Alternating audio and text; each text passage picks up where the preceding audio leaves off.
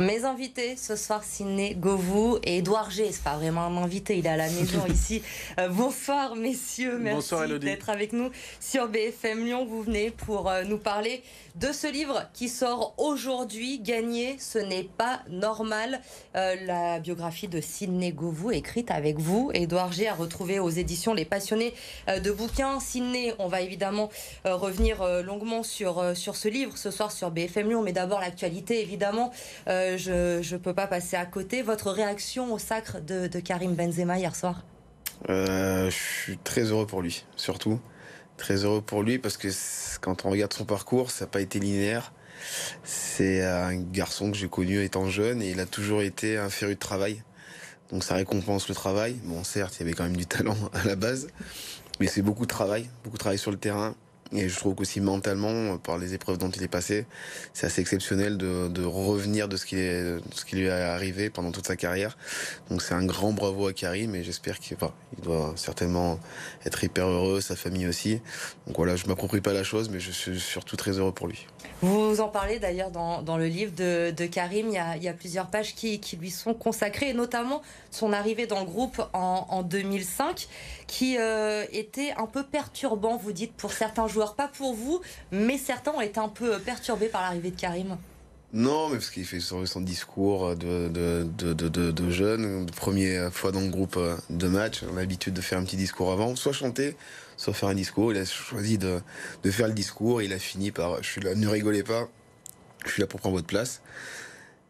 Moi, ça m'a fait rire. Il y en a qui étaient un peu plus perturbés. Non, mais voilà, c'était marrant. Ça montre déjà la détermination du gamin qui arrive dans un groupe qui est très très solide. En même temps, il prenait pas trop de risques parce qu'avec le temps, on allait s'arrêter. Donc, il allait forcément prendre la place de certains qui étaient beaucoup plus vieux. Mais non, mais ça montre vraiment sa détermination et ce pourquoi il était là en tout cas. Cette éclosion, Édouard, vous l'avez vécu aussi. Vous suiviez déjà l'Olympique Lyonnais à cette époque. Quel souvenir vous en gardez ? De cette petite musique que me faisait remonter Bernard Lacombe régulièrement, de dire tiens, il faudrait, c'est dommage que pour l'instant on a un petit souci de neuf à l'époque, dans cette génération-là, il manquait un grand neuf dans cette équipe qui était magnifique. Sonny Anderson était parti, Giovanni Elber n'avait pas forcément fait la maille comme on dit, et m'avait toujours dit s'il était né un petit peu avant 87, on aurait été champion d'Europe, voilà.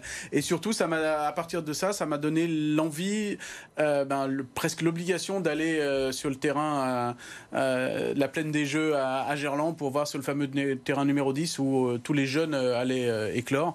Et c'est assez bizarre parce que pour lui, j'ai jamais entendu le mot pépite. Il m'a dit il faut aller juste le surveiller, regarde, tu vas voir, etc. C'était plus Hatem Ben Arfa pour surveiller, c'est ça. Et comme par hasard, celui qui éclot, c'est celui qu'on n'avait pas dit pépite depuis tout petit. Alors pour en savoir plus sur Karim Benzema, il y a donc ce livre qui est sorti aujourd'hui. On l'a dit, Gagner, ce n'est pas normal.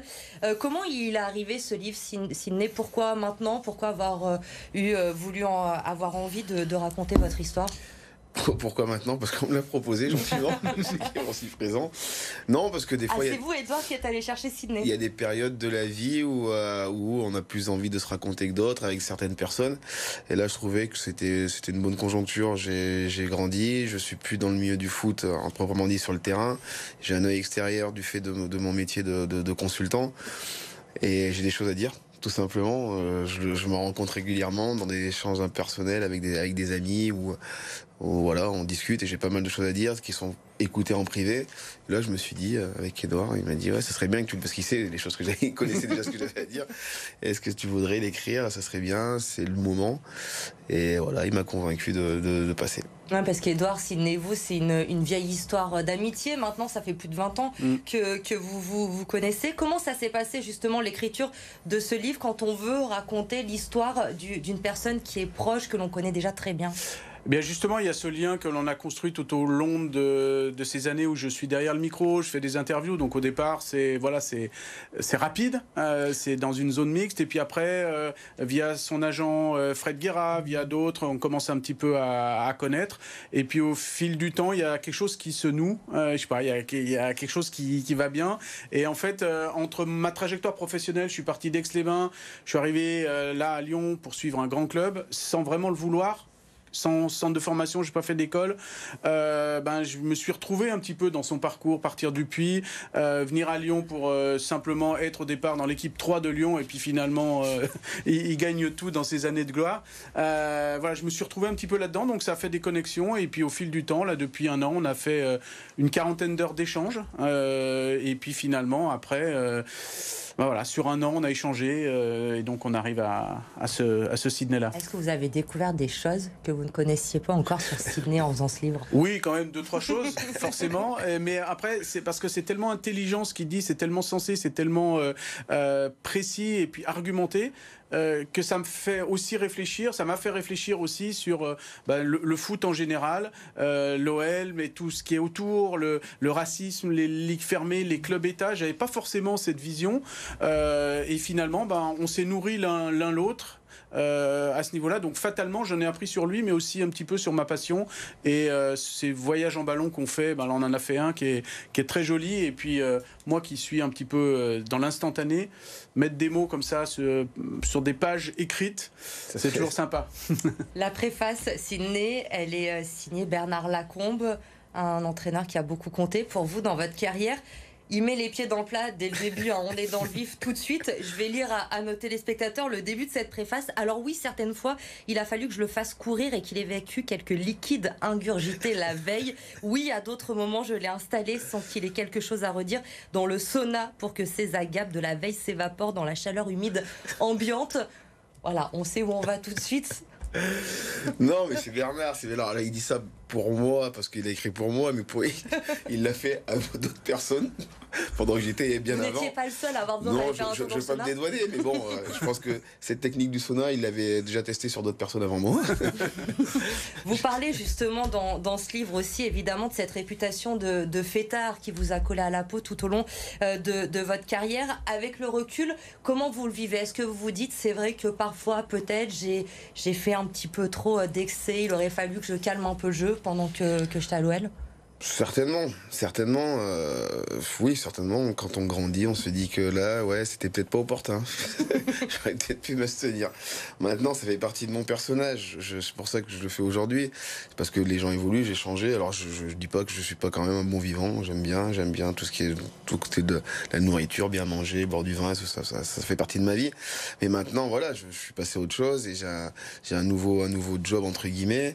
Mais je peux pas le nier parce que c'est ce que j'aime, c'est ce que j'ai été. Et oui, peut-être que j'aurais pu faire moins. Vous dites aussi qu'aujourd'hui, vous avez envie de devenir entraîneur et que cette réputation, elle vous fait un peu peur, que vous avez peur que ça freine peut-être certains présidents de vous recruter en tant qu'entraîneur. C'est une certitude, parce que forcément, encore plus aujourd'hui, on est énormément jugé. Et quand on est niqué dans le dos, même physiquement, je pense que c'est un peu compliqué de l'enlever. Donc, autant vous dire qu'elle reste pendant très longtemps. Mais j'ai pas peur, on en parlait tout à l'heure, c'est pas une peur. Les gens ont le droit de se faire un jugement et ils ont le droit aussi à apprendre à me connaître, et je suis pas là pour déjuger, je suis là pour expliquer qui je suis, ce que je suis pas capable de faire, et aussi ce que je suis pas capable de faire, parce que je suis assez conscient de mes limites et de mes compétences aussi. Alors grâce à la plume d'Edouard, on découvre évidemment votre parcours dans ce livre. Contrairement à beaucoup de joueurs professionnels, vous êtes arrivé sur le tard finalement à l'Olympique Lyonnais, pas de centre de formation très jeune pour vous, à 18 ans. Et votre maman vous dit justement, vous passez votre bac cette année-là, elle vous dit, tu passes ton bac d'abord, tu vas à l'OL si tu veux pendant un an, si ça marche tant mieux pour toi, mais si ça marche pas, tu rentres illico à la maison et tu pars à la fac direct. Oui, c'était le deal. C'était le deal quand il a voulu me recruter. Là, j'étais dans l'année de mon bac. Et la échéance, proprement dite, c'était mon bac. C'était pas question d'aller jouer au foot, parce que ça arrivait relativement tard dans la saison. Et après, il a fallu faire un choix. Donc, elle a mis entre... Le deal, c'est d'avoir mon bac pour que je puisse aller à Lyon. C'était un deal un peu biaisé parce que je pensais que j'allais l'avoir. je savais que j'allais l'avoir. Donc c'était un peu pour me dire qu'elle acceptait. Après, il fallait prouver pendant un an pour y rester. Après le un an, c'était parce qu'on avait peur de ce que ça allait devenir, ce que j'allais devenir en arrivant dans une grande ville qui est Lyon, dans un système que je connais absolument pas, que mes parents non plus ne connaissaient pas. Donc il y avait toujours ce côté, on garde les études sous le coude et on n'oublie pas que si jamais tu vas à la fac. Et vous allez marquer l'histoire de l'OL, puisque vous êtes de toutes les victoires, les 7 titres consécutifs de champion de France. Et vous avez le sentiment encore aujourd'hui, vous l'expliquez très bien dans le livre, que la performance que vous faites à l'époque, elle n'a jamais été vraiment reconnue finalement à sa juste valeur. Elle a été... Non, elle peut pas être... Enfin, c'est compliqué de se rendre compte de ce que tu vis, même déjà nous personnellement, même les supporters. C'est pareil, on vit la même chose que les supporters quasiment. Et quand tu gagnes, bah, tu as l'impression que c'est normal. Que voilà, ça fait partie, ouais, de toute façon Lyon va gagner jusqu'à un jour où tu perds. Et quand tu perds. Après tu te dis, ah c'était pas mal quand même quand on gagnait. Et malheureusement, je trouve qu'on profite pas souvent assez des moments de gagne. Parce qu'on l'a banalisé, en quelque sorte. Et que voilà, c'est des périodes où je me dis, ouais, quand aujourd'hui je vois ce qui se passe quand une équipe française gagne seulement la Coupe de France, où on a l'impression que... C'est un peu banalisé ? Bah ouais, un peu trop. Parce que des gens, on switch très vite. On passe très vite à autre chose, et je pense qu'il faudrait que les gens prennent plus de temps pour apprécier les temps où ça se passe bien, ou quand tu gagnes. Quel regard vous portez justement sur l'Olympique Lyonnais aujourd'hui, sur la crise que vit le club aujourd'hui, sur ce qui va se passer avec le rachat de John Textor ? Dans un premier temps, sur la crise, comme j'ai dit, je suis triste. Je suis triste de voir que le club n'est pas au niveau où il devrait être, entre guillemets, parce que j'aime pas non plus cette phrase. Vous avez l'impression qu'il s'est perdu un petit peu en route ? On n'en arrive pas là par hasard. C'est qu'il y a eu des choses qui ont été mal faites. Faut pas avoir peur des mots. Ça a été mal fait, ça n'a pas été corrigé. Donc on a végété sur une espèce de... J'ai du mal à vraiment identifier, mais il y a eu un passage qui a mal été fait, ça c'est clair et net. C'est pas définitif, loin de là. Je pense que le club peut s'en remettre. Et maintenant, voilà, il va falloir accepter de ce qui s'est mal passé, accepter ses erreurs pour pouvoir rebondir et voilà, retourner là où l'Olympique Lyonnais doit être. Et on va découvrir tout ça dans ce livre parce que, comme le disait Edouard, évidemment, il y a votre histoire, mais vous vous projetez aussi. Il y a de l'analyse sur ce qu'est le foot aujourd'hui, notamment. Dernière question, Sidney. Vous aimeriez qu'on retienne quoi de vous aujourd'hui, de votre carrière de footballeur ? Quand on parle de Sidney Govou, vous aimeriez entendre quoi après ? Voilà, c'est une question très difficile, c'est toujours très dur de parler de soi-même. Non, mais j'attends pas forcément grand-chose de spécifique. J'espère qu'on dira de moi que que j'ai pas été un tricheur, en tout cas, ça c'est, je mets un point à dire que je n'ai pas été un tricheur, que j'ai fait ce que je pouvais, ça m'a emmené là où je devais aller et que je mérite, parce que maintenant aujourd'hui je peux dire que je mérite ce que j'ai eu. Et pour découvrir tout cela, c'est donc Sidney Govou, Gagner, ce n'est pas normal, écrit par Édouard G. C'est à partir d'aujourd'hui qu'on peut l'avoir. Et on se donne rendez-vous dans 20 ans pour le tome 2, la carrière d'entraîneur. Pourquoi pas, avec plaisir. Les souvenirs. Avec grand plaisir. Et un grand merci à Guillaume de Freddy pour la confiance qu'il a eue des passionnés de bouquins. C'était une maison d'édition lyonnaise. Eh bien voilà, un livre 100% lyonnais, bonne idée de cadeau, c'est bientôt Noël, n'hésitez pas, allez-y. Merci à tous les deux d'être venus sur BFM Lyon. Merci.